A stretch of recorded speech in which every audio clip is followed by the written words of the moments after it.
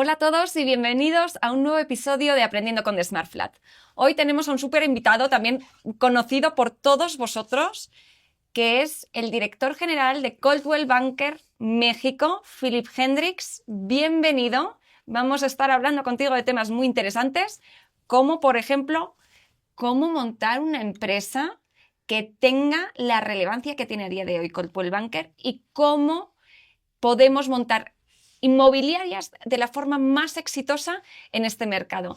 Así que, Philip, bienvenido. Gracias por estar aquí, gran amigo también de todos nosotros. Bienvenido. Muchas gracias por la invitación, Elena. Es un placer estar aquí contigo. Qué bueno, qué bueno. Nos va a pasar como en todos los episodios que nos vamos a alargar porque aquí hablando de como entre amigos se nos alargan luego los tiempos y seguramente le tengamos que volver a invitar a otro episodio. Pero, cuando quieras. Ya, nosotros felices y estamos además cerquita, ¿no? Entonces no tardas mucho en llegar. No tardo mucho. Que, Philip, cuéntanos cómo fue tu experiencia armando una empresa como Coldwell Banker en México. ¿Cómo empezaste? ¿Qué obstáculos? Cuéntanos un poco de esta historia. Yo no vengo del sector de los bienes raíces. Ok. Yo estudié ingeniería y antes de trabajar para Coldwell trabajaba para el estado de Texas. Representaba al gobernador George Bush en México. Uh-huh. Y por azares del destino, un día en un evento conocí a un señor que se llamaba Richard Smith, que él era el franquiciatario más importante de Coldwell en Texas. Y me platicó que había adquirido los derechos para México de Coldwell Banker. Uh-huh. Y él y yo hicimos una gran química, un tipo magnífico para mí, la persona que yo he conocido a lo largo de estos 25 años que llevo en el negocio inmobiliario, que más conoce del tema. Uh-huh. Una claridad impecable en los conceptos. Y me dijo, ¿quieres? Y pues aquí estoy 25 años después. Madre Fue muchísimos retos. ¿Por qué? Porque se tenía una idea cuando mucha gente oye, es que México tiene 120 millones de consumidores. Uh-huh. Piensan que son 120 millones de consumidores como lo son en Estados Unidos, con el potencial de compra, con la rotación que tienen de la vivienda, todos los cambios que hacen a lo largo de su vida, con las facilidades económicas, con todos los temas legales que facilitan el negocio inmobiliario. Pero cuando llegas a México te topas con una realidad totalmente diferente. Cuando yo empecé era 1999. Okay. Veníamos saliendo de la crisis de 1994. Entonces en México no había hipotecas, no había un banco que diera una hipoteca porque las tasas de interés todavía eran muy altas.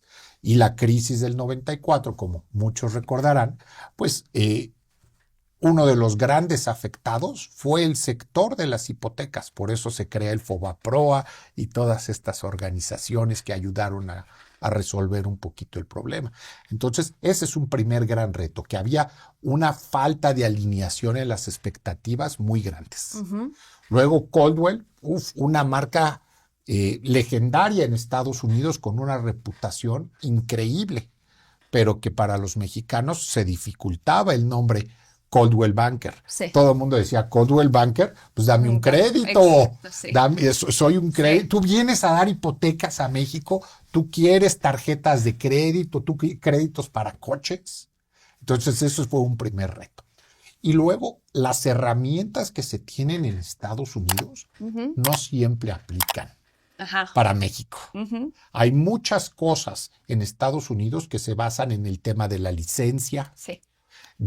Por ejemplo, cuando se cierran las operaciones de las compañías de escrow, de las compañías de títulos, del MLS, sí, de las asociaciones, de un montón de organizaciones y sistemas y procesos que existen en Estados Unidos, sí. que en México no tenemos. Uh-huh. Entonces tocó realmente crear un nuevo sistema.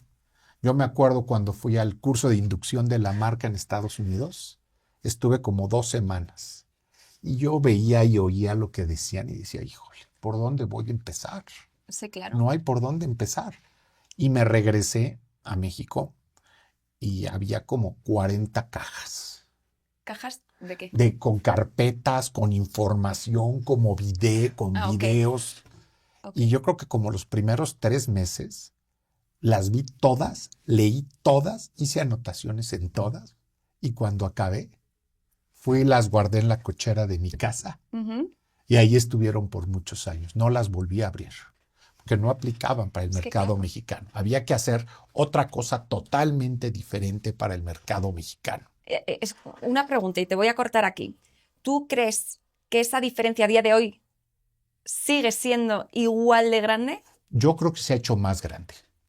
Yo creo que la diferencia se ha hecho más grande, porque el sistema en Estados Unidos ha continuado avanzando a pasos enormes. Exacto. Por ejemplo, hoy el tema de la tecnología en Estados Unidos es Tremendo. pilar de la actividad inmobiliaria. Tremendo. El asesor en Estados Unidos que no puede manejar la tecnología, le hace desde los sistemas de CRM, las páginas web, todo el tema de las redes sociales, de los videos, de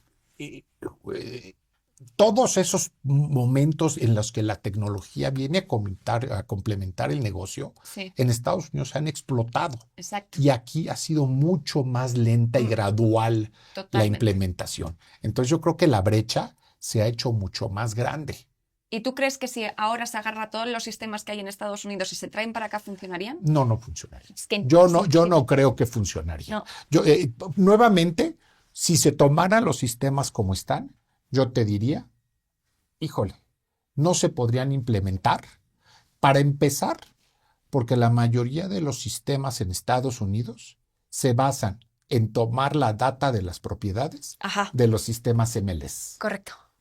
Ujú. Que en Estados Unidos mucha gente habla del tema de la licencia como siendo el gran regulador. Ujú. Y no es la licencia el gran regulador, Ujú. es el MLS, Ujú. donde realmente se aterrizan las prácticas del día a día, las buenas políticas, la capacidad de compartir la información entre empresas, ahí es donde está. Correcto. Una empresa en Estados Unidos Ujú. que no es parte del MLS No existe. no está funcionando. Exacto. No existe. Totalmente de acuerdo. Entonces, esa tecnología ha permitido que el negocio siga creciendo, que tenga un dinamismo muy importante. Ujú. No, ya te corté, te interrumpí porque sí me llama mucho la atención y no te quiero cambiar de tema, pero yo veo muchas empresas también, startups, que deciden voy a copiar el modelo exacto de Estados Unidos, lo traen aquí y no funciona y no va a funcionar. No va a funcionar. Hasta la forma en que somos los mexicanos es muy diferente Muy. como somos los gringos, como enfrentamos los problemas. Hay temas que yo sé que tú has percibido, hasta como nos hablan. Sí, Tiene sí. que ser diferente. El americano es confrontacional. La confrontación, hablar fuerte, hablar de obligaciones, hablar de accountability, Ujú. es un tema que en Estados Unidos es abierto entre la gente. Y no esperas que le echen azuquitar para podértelo pasar. Totalmente. Va como va. Exacto. Y los mexicanos no nos gusta ese tema de va como va. Sí. Entonces, hay muchísimas diferencias entre cómo se maneja el mercado en Estados Unidos y cómo se maneja en México. Interesante que comentes que a día de hoy hay más diferencia incluso que antes. Sí, yo sí percibo más diferencia que antes. En Estados Unidos, por ejemplo, el tema de la licencia sigue como un tema vigente, 100% obligatorio en todos los estados. Sí. Aquí en México no tenemos ese tema. Por ejemplo, tenemos el tema del el MLS, que es de una organización que no tiene jugadores que puedan estar comprometidos, que la información es totalmente transparente, que la información es totalmente clara y que el propósito fundamental del MLS es atender al cliente vendedor. Ajá. Atender al cliente vendedor, ¿cómo? Vendiendo su propiedad en el mejor precio posible en el menor tiempo. Y eso solo se puede hacer en muchos casos si compartimos información si tus clientes saben que les vas a mostrar, tus clientes compradores saben que les vas a mostrar todo el mercado. Correcto. Y al compartir, tú tienes la seguridad que yo como asesor del vendedor te voy a poder pagar una comisión porque la propiedad está en exclusiva y a una comisión. Sí, sí. Sí, sí. Entonces, eso da certeza al mercado, eso da la habilidad de compartir la información y entonces a mayor información, a compartir la información más veces, lógicamente se generan más interés por las propiedades, más clientes vendedores, más clientes compradores, con la capacidad de ver las propiedades y por ende los tiempos son más cortos. Y hoy en Estados Unidos vemos claramente que muchas casas, cuando se venden, no solo tienen una oferta, pueden tener muchas ofertas de compra, lo que resulta en un precio de venta por arriba del precio de la incorporación. Sí. Entonces eso es valiosísimo. Valiosísimo, pero luego aquí llegas Ajá. y el asesor inmobiliario no quiere darte ni la información de nada en las herramientas. Eso sucede por un tema bien sencillo. El tema de la opción contra la exclusiva. Uh-huh. Si tú tienes tu propiedad en exclusiva a una comisión que te permita compartir, Uh-huh. tú quieres abrirla a todo el mercado. Sí. A todo el mercado. Que todo mundo vea tu propiedad. Uh-huh.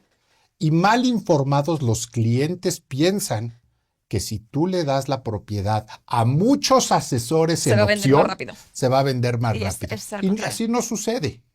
El asesor que toma la propiedad en opción, Uh-huh. se la guarda en la bolsa Uh-huh. y la tiene que cuidar como oro. Uh-huh. ¿Por qué? Porque si otro asesor sabe que tiene el cliente para esa propiedad y que tú no la tienes en exclusiva, es muy fácil que vaya y le toque la puerta al propietario y le diga, señor, yo sí le traigo al cliente. Uh-huh. Eso es una gran diferencia. Otra gran diferencia que eso nos permite, el MLS nos permite saber realmente cuáles son los precios de las propiedades. Sí. ¿Por qué?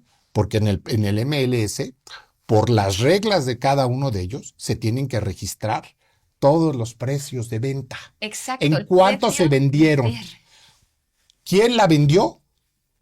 ¿Cómo la vendió? ¿Cómo? Si hubo un porcentaje de hipoteca, Ajá. qué porcentaje de hipoteca, qué tasa, todo. Uh-huh. Y entonces eso crea un banco de datos que Impresionante. genera una información muy, muy grande Correcto. que facilita los ¿Y procesos. qué va a ayudar a todo el sector? Claro. En Por general. ejemplo, en Estados Unidos, uno de los clientes más fuertes de los MLS son los bancos, Claro. porque sabe, voy a prestar para esta casa en esta zona y sé cómo se han vendido Uh-huh. todas las casas en esa zona. Sí. Entonces ya entro con un riesgo informado Sí, de sí, qué sí, es sí. lo que va a pasar. Sí, sí, pero la realidad es yo que cada vez que hablo con gente y les digo, mete el precio de cierre, ¿no? El precio real, ¿no? Porque así limpiamos datos, tenemos datos más confiables, digámoslo así, más reales.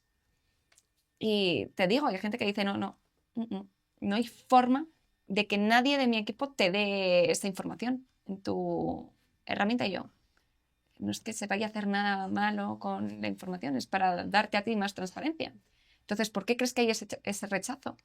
Híjole, creo que puede haber muchas razones, de la cual una, no voy a entrar en ella, pero la falta de transparencia en el mercado en México Uh-huh. nos ha ido retrasando año con año más. Uh-huh. Yo, por ejemplo, cuando empecé en el negocio en la Ciudad de México, un porcentaje muy importante de las propiedades sí se exclusivaban. Y hoy veo con tristeza que cada vez es menos el porcentaje de la... Y tendríamos que evaluar por qué es. Uh-huh. Sí, sí.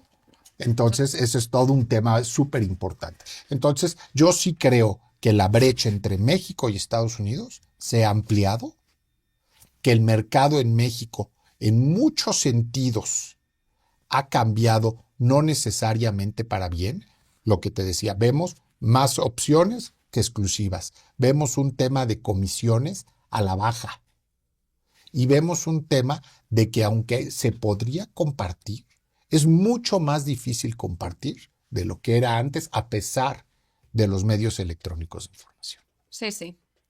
¿Y qué crees que o tendríamos que hacer en general como industria unida para que esto o que esa diferencia igual no sea tan grande o que hacer crecer un poco más el sector o fortalecerlo en todos estos temas?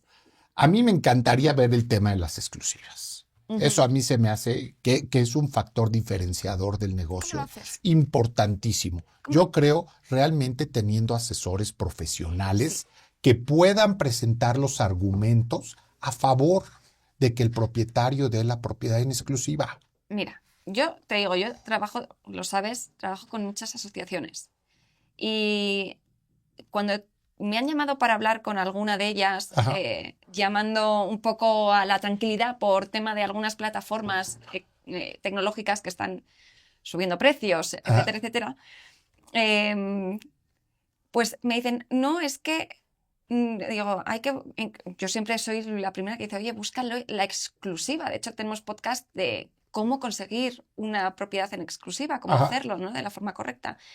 Pero con lo que yo me topo en esas reuniones o con asesores que son profesionales, están en asociaciones, etcétera, etcétera, me dicen, mira, no, es que la verdad, la exclusiva, yo no soy capaz de conseguirla y no creo en la exclusiva. Esto, como diciendo, ya no existen, ya ningún profesional, ningún propietario te da una exclusiva. Y luego hablo con otros, tal vez, ¿sabes? Y dicen, no, claro que sí consigues la exclusiva. Si tú demuestras esto de tu profesionalidad, demuestras tal, haces un buen análisis, haces tal. Pero, en general, en la mentalidad que yo veo general, entre los profesionales, entre los asesores inmobiliarios, es no. Yo te voy a platicar dos historias. Una que veo todas las mañanas. Cuando voy de mi casa a la oficina, paso por una casa que tiene 7 letreros. No, es que de anunciantes. Y me he dado a la tarea de hablar a las 7 propiedades, a las 7 inmobiliarias. Sí. Y lo que me he tomado es, hay 7 inmobiliarias y un gran perdedor. ¿Por qué? Porque el propietario es el gran perdedor. Porque esas 7 inmobiliarias, cada una tiene una historia diferente de la casa. Es raro que coincidan en los metros, en la distribución, en el año en que se construyó la casa, en el estado de conservación de la casa. Más importante, en el precio. Hay diferentes precios. Y luego, de esas 7 inmobiliarias, varias toman una historia de motivación del propietario para vender. Que le den la torre al propietario, porque te dicen, está muy motivado para vender. Ofrézcale, ya lleva mucho tiempo vendiéndola. Y entonces, ¿qué es lo que pasa? Si te dicen, ofrézcame, tiene mucho tiempo para vender, ¿qué haces? Te bajas al suelo.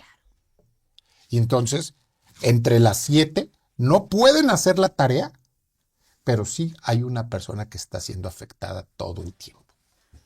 Entonces, yo creo que hay una falta de varios elementos, creo que son. Una es, lógicamente, la capacitación que puedan tener los asesores para poder combatir o poder enfocarse en cada una de las preocupaciones que tiene el dueño de la propiedad por la que no da la exclusiva. Y luego, ya que te la dio, tiene que haber un tema de verdadero compromiso y de servicio con el propietario.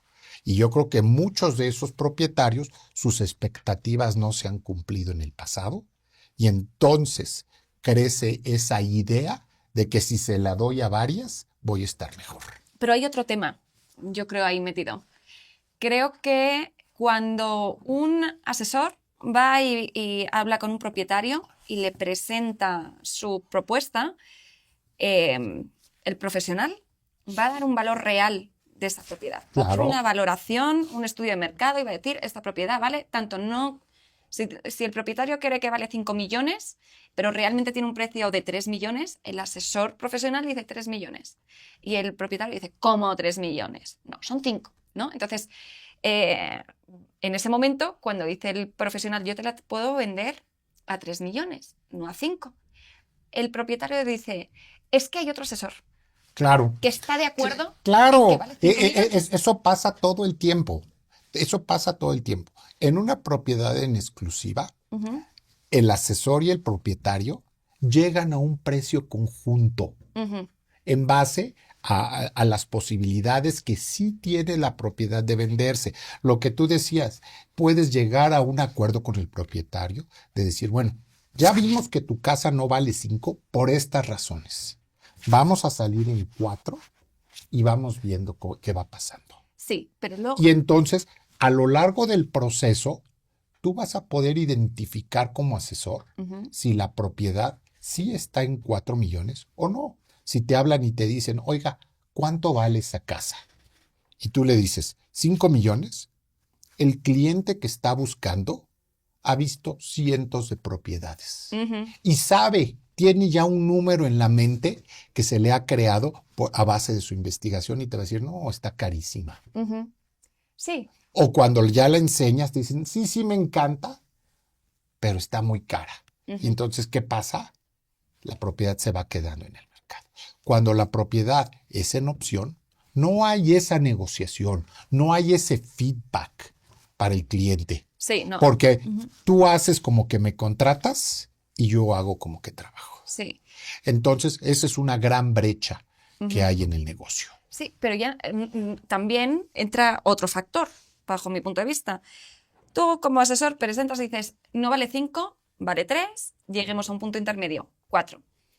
Pero ese propietario, a la vez, como tiene esta mentalidad de cuantos más vendan Ujú. mejor, voy a darle la propiedad a otro asesor que me diga, no, no, ni siquiera 5, vale 6, ¿sabes? Entonces, va a preferir, independientemente, o sea, tienes que tener muy buenos argumentos y sólidos para Para demostrar la ese precio. exclusiva, claro. Y el propietario, luego, o ponte que habla con otro profesional que le dice, no, no, sí, vale 4, ¿no? Son 2 profesionales y está viendo a quién darle la exclusiva. Pero luego empieza el tema de la comisión. Claro. Entonces, eso es otro tema, que luego encuentras asesores que tal vez no sean tan profesionales, que están dispuestos a trabajar por un 1,5% de la comisión. Entonces te da la torre a los... Le da, porque ¿cómo va a compartir ese asesor No, con otro asesor? No tiene la capacidad de compartir. Ujú, Parte de que la comisión sea razonable dentro del mercado ujú, es que tú puedas compartir una parte de esa comisión con quien te trae al comprador y que él se vaya contento. claro. No que haya el argumento, a mi comprador, aunque sé que esa propiedad le podría gustar, no lo voy a llegar porque la comisión no vale la pena. Ujú, Y que ese es un pensamiento totalmente lógico, como de hombre de negocios o persona de negocios que está dedicada al negocio inmobiliario. ujú. Entonces es todo un tema que complica el negocio.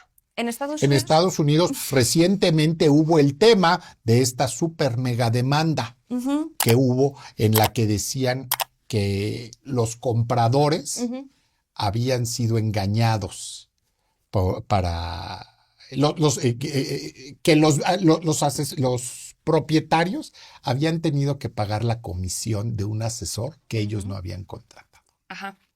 Y se hizo toda una demanda, todo un proceso, un litigio muy grande, se llegó a una resolución. Y hoy que vemos qué es la diferencia, que muchos de los vendedores están de acuerdo en pagar Ujú. esa comisión full. Nada más quieren saber cuánto le vas a pagar al asesor que está trayendo al comprador. Sí, pero ahí es bastante, muy diferente, ¿no? El proceso. Ahí hay un asesor que representa la parte que compra y a otro que... En la mayoría de los estados Ujú. no se puede representar al comprador y al vendedor, porque entonces entrarías en un tema de conflicto de intereses. Claro, claro. Y entonces, pues eso pasa. Sí, sí. Y aquí, ¿cómo lo ves todo ese tema? de representación. Porque... Yo veo que hay muchas operaciones que sí se pueden hacer, que el asesor que es profesional, que tiene los valores éticos y el mejor interés de sus clientes en mente, sí lo puede manejar. Porque sí hay negociaciones que pueden ser ganar-ganar. Yo sí creo eso firmemente. Que una buena negociación no es yo gano, tú pierdes. Una buena negociación es los dos nos vamos contentos, los dos logramos lo que queremos y los dos estamos a gusto con el resultado final. ¿Y no crees que también puede ser una parte de autoestima del asesor inmobiliario? ¿A qué me refiero? Creo que un asesor que valore su trabajo, que sepa que es bueno, va a poner su trabajo en un precio bien, ¿no? Porque es lo que se merece, porque lo va a hacer bien. Pero siento que, no sé si por cultura, por ciertas personas, etcétera, como que no se creen merecedoras y bajan su precio. Yo creo que es un tema tal vez de lo que tú dices, de tener los argumentos firmes y estar convencido que tú como asesor inmobiliario tengas la convicción de que puedes tomar una propiedad en exclusiva y a una buena comisión. Y lo que decía antes, que no solo la vas a tomar, sino que durante todo el periodo del contrato vas a trabajar realmente, diligentemente por el propietario. Yo creo que una de las cosas que a todos los consumidores nos pasa es no que las cosas salgan mal, sino que las cosas nos sorprendan.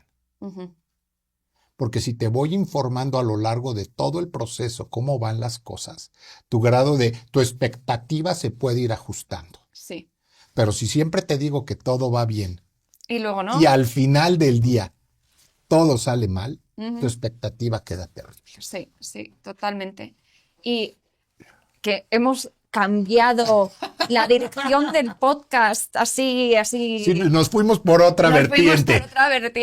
Totalmente diferente, pero continuando un poco con este tema, porque la verdad lo has tocado, el tema de Estados Unidos y México, porque es un tema muy interesante y se nota que lo conoces muy bien. ¿Ves otros temas que también sean muy diferentes a día de hoy, aparte del MLS o de la tecnología, que sean muy diferentes? Tal vez mentalidad del sector, tal vez procesos o licencias o reglas o... Pues yo creo que todos esos procesos que hay en Estados Unidos, todos esos procesos legales y, vamos a decir, y regulaciones que ha creado el mercado por sí solo, eso influye muchísimo. Porque se vuelve un camino. Yo siempre he dicho, vender en Estados Unidos es ir por el camino y saber dónde están los posibles problemas. ¿Por qué? Porque desde un inicio desde muy fácil tú puedes identificar cuál ha sido el proceso legal de la propiedad, cómo ha transicionado esa propiedad a lo largo del tiempo, si esa propiedad tiene gravámenes, si esa propiedad sí es vendible. Correcto. En México, muchas de las cosas que hay hacen complicado, no que no se pueda hacer, hacen complicado ese proceso. ¿Cómo que? Por ejemplo, el tema de saber si una propiedad tiene un gravamen o no. Tienes que ir al registro público y pedir una constancia de folio. Y entonces todo eso van siendo barreras que se va creando en el mercado. Mientras que en Estados Unidos, el asesor desde su computadora puede ver y ya le sale la información. Totalmente. Y entonces eso aporta una gran claridad al negocio. Aporta que sepas cuál va a ser el camino para llegar al final. ¿Y qué podemos hacer aquí en México para ir avanzar un poquito más en todo ese tema? Porque yo siento que es todo lo que hacemos y tenemos todos, y yo siento que todos en el sector tenemos como un mismo objetivo, ¿no? Que sea todo más sencillo, más transparente, más seguro, que se trabaje mejor, que se venda más, que crezca. Creo que eso lo tenemos todos como foco, ¿no? Pero la realidad es que a la hora de la ejecución es mucho más complicado de lo que parece, ¿no? Entonces, siento como que hay que ir aquí en México un poquitito para atrás para que se suba el asesor inmobiliario, que es al final del día, el que mueve el sector, el que está vendiendo las propiedades y dando el servicio al cliente, ir un pelín para atrás para agarrarlos y llevarles hacia ese objetivo. Yo creo que aquí habría 3 grandes jugadores en esto. Habría el profesional inmobiliario, las asociaciones y, lógicamente, el gobierno. ¿Por qué? Porque puede haber leyes muy buenas en el sector inmobiliario, pero si esas leyes no tienen dientes para protegerse, terminan siendo letra muerta. Las asociaciones representando de una forma fuerte al profesional en el gobierno y participando activamente de cómo se crean esos procesos. Y luego el asesor bajo un proceso, súper riguroso de profesionalización. A mí me encanta en México el ejemplo de la Comisión Nacional de Seguros y Fianzas. Okay. Mi mamá siempre fue vendedora de seguros. Ajá. Y yo experimenté ese cambio a través de ella, de pasar de ser asesores informales, asesores poco preparados, al proceso que hubo para obtener una licencia como corredor de seguros profesional, todos los procesos de capacitación que tiene que llevar ese asesor y el cumplimiento y la regulación que existe. Yo creo que ese sería un esquema que funcionaría brutalmente bien en el sector inmobiliario. Sí, ¿qué hay que hacer para...? Pasos gigantes. Esos son pasos gigantes. Es que yo creo que realmente si se trabaja en conjunto, los líderes, asociaciones, etcétera, y se va paso a paso, poco a poco se consigue. No puede estar el sector así dentro de 10 años. Creo que nos faltaría a todos, poner nuestros intereses personales un poquito de un lado y avanzar todos por el bien de la industria. Y eso no ha sucedido. No. Yo creo que sí ha habido jugadores, y te incluyo, que en los últimos años sí ha hecho eso, ha visto cómo sí unirse, cómo sí empujar en conjunto con aliados, con competidores, con asociaciones, cómo ver por el bien de la industria. Pero sí es cierto que pues es complicado, ¿no? Mantenerlo y seguir empujando. Yo creo que todos tendríamos que dejar al lado un poquito nuestros intereses particulares y enfocarnos en lo que es lo más importante, nuestros clientes. Ahí debe de ser todo donde debe de surgir. Regresando al tema de los seguros, yo creo que hoy los clientes reciben una atención mucho más informada, mucho más estandarizada. Ese es un término muy importante, estandarización. Sí. Y mucho más formal de los asesores de seguros, porque han pasado un proceso de capacitación riguroso y obligatorio. Para todos. Para todos. Nadie puede vender seguros en México si no tiene una licencia como vendedor de seguros. Y ellos van mucho más allá, porque puede haber programas patrimoniales de seguros que requieran una certificación adicional y basado en competencias. Hoy hay una carrera de asesor profesional de seguros, hay maestrías, hay doctorados de ese tema. También hay muchas certificaciones que ofrecen las asociaciones aquí para profesionales inmobiliarios. Pero entonces, ¿qué pasa? Te digo, creo que los intereses de todos los jugadores de la industria no están alineados. Ya. Pues tendríamos que ver cómo sí, ¿no? Claro. Siempre decimos lo mismo para ver cómo sí, y ahora hablamos siempre, y ha salido, lo digo en todos los podcasts, vuelve a salir en este podcast el tema de la licencia. Claro. Ha salido, yo creo que en todos los que hemos grabado. Y lo que no llego a comprender es por qué en algunas industrias o sectores, como el de seguros, sí, pero aquí no. Creo que sucedió eso, que los jugadores más relevantes, o sea, el gobierno, las asociaciones y en aquel momento las empresas de seguros, juntos decidieron dar ese paso. Tiene que ser un paso que vayamos juntos, si no, se va a crear una legislación que no pueda aplicar al Ya. caso, o que va a ser tan difícil la implementación de esa ley que no va a funcionar. Ya. Y si esto se consiguiese, ¿cómo verías tú que afectase al sector? Yo no creo, yo vería que habría un incremento muy importante en la profesionalización y un beneficio gigante para los clientes finales, porque habría un tema de protección verdadero del cliente, Ujú.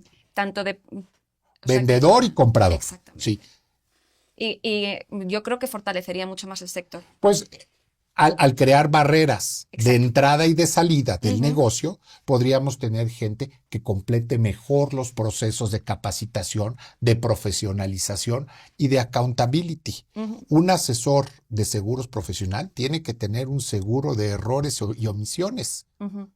porque tiene una contingencia legal si da una información mal dada. ¿Cómo funciona esto en Estados Unidos? Igual, hay un seguro de... Yo creo que mucho de la ley de los seguros y la ley inmobiliaria en Estados Unidos se parecen. Ok. Pues sí, yo creo que todo esto, si se llegase a ejecutar, bajo mi punto de vista, creo que el sector inmobiliario sería mucho más rico por la gente que esté activamente participando de la forma correcta. Ajá. Y creo que uno de los grandes problemas que hay a día de hoy es todo esto de los improvisados, Ujú. de la gente que se despierta un día y dice, ya quiero... Ya estoy listo para vender. Sí, recibí la propiedad de mi abuelita o de la vecina, me aburro en casa y voy a promoverla. Creo que eso hace daño al gremio profesional de verdad. Tú me has oído muchas veces decirlo.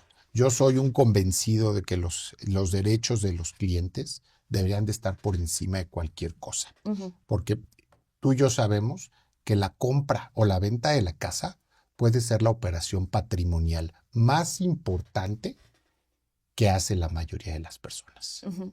Ahí realmente la gente está poniendo su patrimonio en la línea y creo que sería justo que profesionales lo hicieran. Sí, por supuesto. Pero sí hay que ver cómo empujar esto un poquito más, Sí, unirse claro. un poquito más. Está complicado, pero no imposible. Es un gran paso, pero Ujú. sí se podría. Se ha hecho en otras partes. Ujú. ¿Por qué no aquí? Exacto. ¿Por qué no aquí? ¿Por qué? eh, Y luego también yo siento que México siempre mira mucho a Estados Unidos, ¿no? Dice, es que mira en Estados Unidos lo que tienen, y luego mira esto también, y mira lo que han hecho, y mira cómo funciona, y mira qué herramientas tienen, y tienen datos históricos y luego les preguntas aquí. Compárteme tus datos. Exactamente, pues, ¿quieres hacerlo? Pues hagámoslo. Sí, dámelo. claro, claro. No. Entonces, ¿por qué miras para allá y dices, oye, me falta esto aquí, ¿sabes? Totalmente. ¿Cómo no crees que vaya un poquito más allá todo este tema? Más detrás de las personas, ¿sabes lo que Claro, digo? acuérdate que estamos en la industria por excelencia de las personas. Ujú, correcto. Y entonces todo empieza y todo acaba con las personas en este negocio. Sí. Y es que siento que como que hay una barrera que ya es un poquito más, que son las personas que trabajan en el sector, que quieren llegar, pero no quieren hacer lo que tienen que hacer para llegar. Muchas veces en la vida, tú sabes, queremos hacer muchas cosas Ujú. o visualizamos muchas cosas, pero cuando llegamos al momento de hacer lo que es necesario para lograr esas cosas, es muy difícil. Se requiere muchísima disciplina para hacer la mayoría de esas cosas. Sí. Y tendríamos que renunciar a muchos de los beneficios que se otorgan o que existen por la falta de profesionalización. Ujú. Es que a mí me cuesta mucho entender por qué la gente se queja y luego no hacen. ¿Sabes lo que te digo? Porque es mucho más fácil quejarse que Sí, hacer. sí, totalmente. Y siempre es, la culpa es de los demás, ¿no? Claro, claro. Entonces, pero Y todos participamos en eso. Si tú lo ves, todos participamos en eso. ¿en qué es eso? En el tema de que es mucho más fácil quejarse Claro. que hacer Pero y que los pasos que se requieren para hacer el sector inmobiliario profesional. La gente que hemos estado en el negocio ya durante bastante tiempo, Ujú. los entendemos, Ujú. pero no estamos dispuestos a hacerle, a dedicarle, a invertir para hacer esas cosas. Bueno, pero hay veces que no es tanto, que no es para tanto, ¿sabes? Que son cambios muy chiquititos lo que tiene que hacer el asesor inmobiliario para llegar hasta ahí en sí mismos, ¿no? Claro, Como, todo empieza con pasos pequeños. como ser una persona, pues, ética a la hora de trabajar, como buscar esas colaboraciones de la forma correcta, como, ¿sabes? Totalmente. Entonces, yo siento que va mucho sobre la persona en sí, ¿sabes? Que es un gremio que quiere cambiar, pues es que quieren cambiar, ¿sabes? Quieren avanzar, quieren evolucionar, quieren tener mejores herramientas que, ¿sabes? ¿Lo que te digo? Pero querer y hacer nuevamente son dos cosas bien diferentes. Sí, sí. Y así, ¿qué otras grandes diferencias puedes ver entre Estados Unidos y México? ¿O qué podría, sí, o cómo ves tú que va a evolucionar el mercado mexicano? ¿O qué? No, yo veo que el mercado mexicano está evolucionando, pero que enfrenta grandes retos. Ujú. Grandes retos. Por ejemplo, el otro día había unas estadísticas de cuál era la distribución de la vivienda por tipos. Ok. Y México enfrenta un reto enorme, enorme en ese sentido, que no voy a entrar mucho a detalle porque ya sabes que a mí este tema de la política no me gusta mucho, pero son pasos gigantescos lo que se tiene que dar. Sí. Existe una cultura totalmente diferente de cómo visualizamos la casa. Ujú. En Estados Unidos, por ejemplo, estaba platicando recientemente con una persona que me decía, es que en Estados Unidos ahorita el mercado está mal por Ujú. las tasas de interés. Ujú. Platícame, le digo. Sí, me dice, normalmente en mi mercado yo sé que las propiedades tienen un propietario permanece en una propiedad por un ciclo como de 5 años. Ujú. Le digo, a ver, platícame más. Sí, durante esos 5 años, él genera suficiente patrimonio en su casa Ujú. para poderla usar como enganche de una propiedad más cara y Ujú. volverse a endeudar. Ujú. Pero que el momento en que las tasas de interés estén caras, rompe ese ciclo, porque en la casa en la que está actualmente tiene una hipoteca que tal vez se pudo haber generado durante el COVID de 2 o 3%. Y salir y tener una casa nueva le va a implicar una hipoteca del Ujú. 6%. Sí. Entonces, financieramente no hace sentido. Ujú. ¿Y qué es lo que ha resultado? Que sí se ha bajado el número de las transacciones, han subido los precios de las propiedades muchísimo en Estados Unidos por la falta de oferta y que los propietarios han generado mucho más plusvalía, mucho más patrimonio dentro Ujú. de las propiedades. No solo porque pagan cada mes, sino también porque su propiedad sube a una velocidad mucho más dinámica que el tema de la inflación. Entonces hay muchísimo dinero en propiedades en Estados Unidos en estos momentos. Y en algún momento esas propiedades van a tener que salir, Sí, esa gente va a tener que salir a buscar una nueva propiedad Ujú. independientemente de las tasas de interés. Porque como tú y yo sabemos, la casa rige en muchísimos de los momentos de vida de la Sí, gente. por supuesto. Si tienes más hijos de los que caben en la Exacto. casa, Ujú. ya no es esa tu casa. Correcto. Si hay una separación del núcleo familiar, tal vez ya no es esa casa. Claro. Si te cambias de trabajo y te mandan a otra ciudad, pues definitivamente ya no es Ya. esa casa. Sí, sí. Y entonces esos ciclos de la vivienda hacen que el mercado siempre sea muy dinámico. Ahorita un poquito detenido, pero yo creo que conforme vayan bajando las tasas, vamos a ver nuevamente un boom en el tema de las operaciones en Estados Unidos. Pues muy interesante, aunque no te lo creas, ya se ha pasado todo el podcast. ¿A poco? Sí, sí. Y de lo que íbamos a platicar, Nada. ni platicamos. Tendrás que volver otro día. Cuando gustes. Ha pasado hace un rato, ya me han avisado por ahí detrás que se ha pasado, pero a ver, para terminar, el tema de México-Estados Unidos, diferencias, no sé cómo vamos a llamar este podcast, Ajá. porque pues, ha cambiado un poquito, pero bueno, luego le sacamos un buen título. Para terminar el podcast, ¿quieres lanzar un mensaje a todos los que nos están escuchando sobre algo de lo que hemos hablado? ¿Quieres dar algún consejo a alguien? Que yo creo que lo más importante es que esas diferencias nos generan grandes oportunidades a los mexicanos. Bien. Creo que hay una oportunidad de crecer, de profesionalizar y de brindarle un mejor servicio a los clientes. Okay. Creo que esa es una oportunidad increíble que tenemos, una oportunidad que le haría muy bien al sector y que nos permitiría crecer. Pues con este mensaje nos quedamos, Philippe, que muchísimas gracias. No, por gracias haber a ti. venido, Gracias a ti por invitarme y gracias a todos los que nos escuchen y nos vean. Sí, aquí ya sabéis que estamos con los mejores siempre aprendiendo, aunque luego el podcast se nos vaya por otro lado, siempre se aprende. Creo que ha sido súper interesante y creo que va a ayudar mucho a todos los asesores que nos están viendo y a toda la gente que se dedica al sector inmobiliario, así que muchísimas gracias. Gracias a ti. Te esperaremos en otro podcast. Cuando tú me digas. A ver, yo creo que ya no le voy a dar ni tema, porque viene aquí y se pone a hablar de lo que le da la gana. Y nada, a todos vosotros muchísimas gracias. Compartid este podcast con vuestros compañeros y que todo el mundo aprenda las diferencias entre Estados Unidos y México y las oportunidades que tiene México en esta industria. Así que muchísimas gracias. Gracias, Philippe. Gracias a ti. Y un abrazo a todos. Gracias.